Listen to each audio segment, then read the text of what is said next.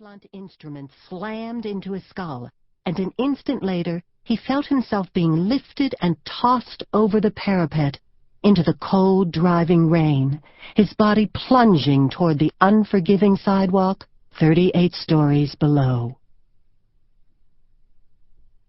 Denver, Colorado.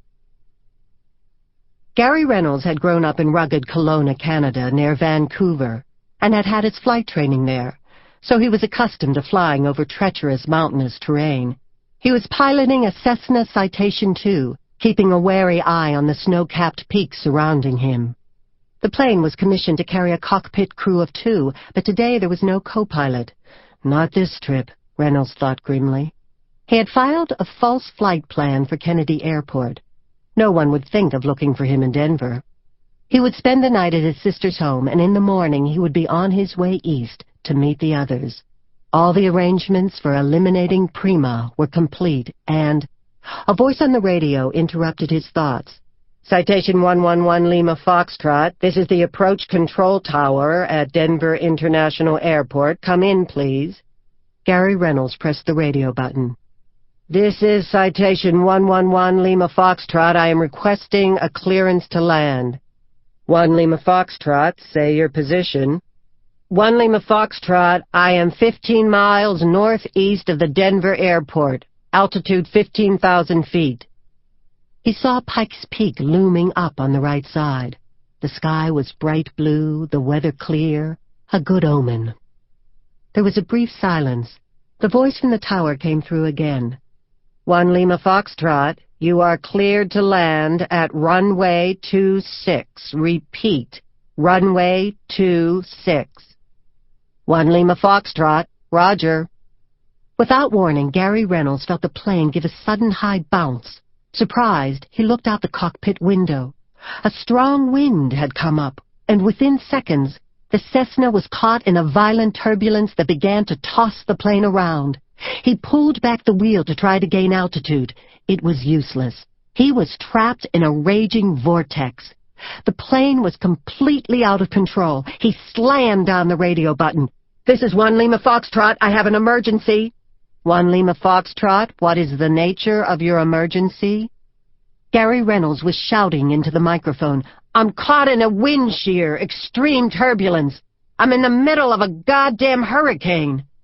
1 Lima Foxtrot, you are only 4.5 minutes from the Denver airport, and there is no sign of air turbulence on our screens. I don't give a damn what's on your screens, I'm telling you. The pitch of his voice suddenly rose. Mayday! May! In the control tower, they watched in shock as the blip on the radar screen disappeared. Manhattan, New York.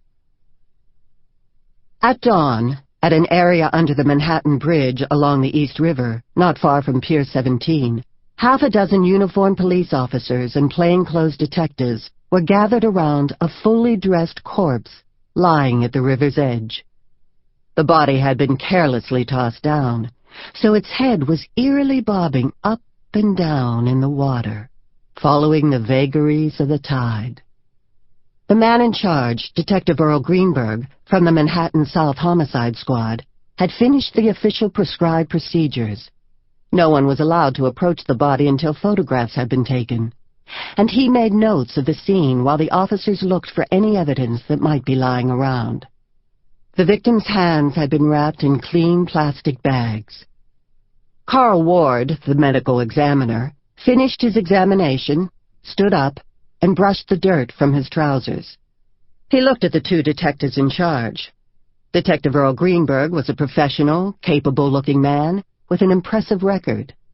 Detective Robert Pregitzer was gray-haired redundant, with the laid-back manner of someone who had seen it all before. Ward turned to Greenberg. He's all yours, Earl. What have we got? The obvious cause of death is a slashed throat, right through the carotid artery. He has 2 busted kneecaps, and it feels like a few ribs are broken. Someone worked him over pretty good. What about the time of death? Ward looked down at the water lapping at the victim's head. Hard to say. My guess is that they dumped him here sometime after midnight. I'll give you a full report when we get him to the morgue. Greenberg turned his attention to the body. Gray jacket, dark blue trousers, light blue tie, an expensive watch on the left wrist. Greenberg knelt down and started going through the victim's jacket pockets. His fingers found a note. He pulled it out, holding it by its edge. It read, Washington, Monday, 10 a.m., Prima. He looked at it a moment, puzzled. Greenberg reached into another pocket, finding another note.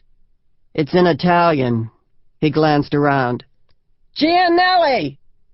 One of the uniformed police officers hurried up to him. Yes, sir? Greenberg handed him the note. Can you read this? Gianelli read it aloud, slowly. Last chance. Meet me at Pier 17 with the rest of the dope, or swim with the fishes. He handed it back. Robert Pregitzer looked surprised. A mafia hit? Why would they leave him out here like this in the open? Good question. Greenberg was going through the corpse's other pockets. He pulled out a wallet and opened it. It was heavy with cash. They sure as hell weren't after his money. He took a card from the wallet. The victim's name is Richard Stevens. Pregitzer frowned. Richard Stevens? Didn't we read something about him in the papers recently? Greenberg said, His wife, Diane Stevens. She's in court in the Tony Altieri murder trial. Pregitzer said, That's right. She's testifying against the capo di capos. And they both turned to look at Richard Stevens's body. Chapter 1. In downtown Manhattan, in courtroom 37 of the Supreme Court Criminal Term Building at 180 Center Street, the trial of Anthony Tony Altieri was in session. The large, venerable courtroom was filled to capacity with press and spectators. At the defendant's table sat Anthony Altieri, slouched in a wheelchair, looking like a pale, fat frog folding in on itself. Only his eyes were alive, and every time he looked at Diane Stevens in the witness chair, she could literally feel the pulse of his hatred. Next to Altieri sat Jake Rubenstein, Altieri's defense attorney. Rubenstein was famous for two things: his high-profile clientele, consisting mostly of mobsters, and the fact that nearly all of his clients were acquitted. Rubenstein was a small, dapper man with a quick mind and a vivid imagination. He was never the same in his courtroom appearances. Courtroom histrionics were his stock in trade, and he was highly skilled. He was brilliant at sizing up his opponents with a feral instinct for finding their weaknesses. Sometimes Rubenstein imagined he was a lion, slowly closing in on his unsuspecting prey, ready to pounce, or a cunning spider spinning a web that would eventually entrap them and leave them helpless. Sometimes he was a patient fisherman, gently tossing a line into the water and slowly moving it back and forth until the gullible witness took the bait. The lawyer was carefully studying the witness on the stand.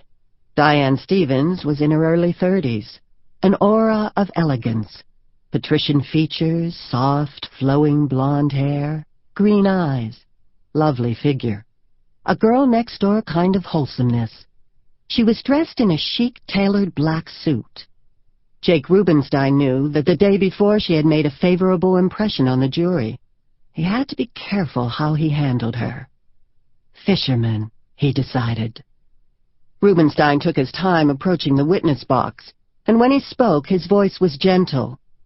Mrs. Stevens, yesterday you testified that on the date in question, October 14th, you were driving south on the Henry Hudson Parkway when you got a flat tire and pulled off the highway at the 158th Street exit, onto a service road into Fort Washington Park? Yes. Her voice was soft and cultured. What made you stop at that particular place? Because of the flat tire. I knew I had to get off the main road, and I could see the roof of a cabin through the trees. I thought there might be someone there who could help me. I didn't have a spare. Do you